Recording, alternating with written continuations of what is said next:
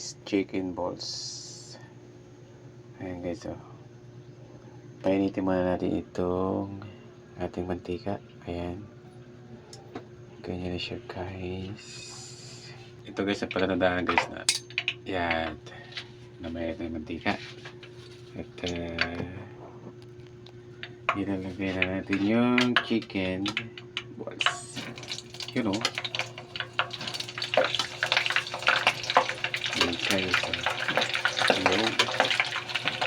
Yung diba guys, yung dapat ano, maapawan siya kahit bula lang. Diba guys, kailangan bang halo-haloin?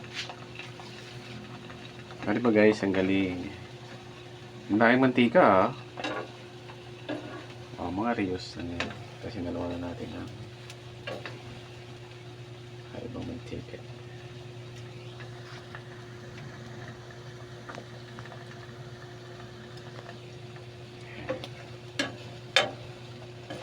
Sarap guys to, chicken balls. Tapos ilalagay sa miswa o ready to cooking. Matagal pa no guys, palatandaan to na luto na siya, mag golden brown na siya. Yan o, yan dapat medyo golden pa siya, kaya dapat medyo halo-haloin natin kasi yung naka-flat dun sa ilalim yun yung golden yung sa taas bula lang. Hindi siya mag golden. Tignan mo siya. Ayan guys, ito guys ay luto na to guys. Ayan, golden na siya. Isa-isa na natin guys.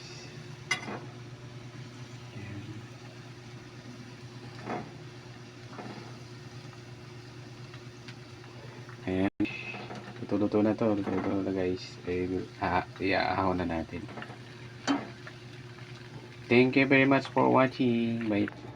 Yan na siya guys. Meatballs. Tapos sausaw guys. Ito guys. Ketchup. Oh. Yummy.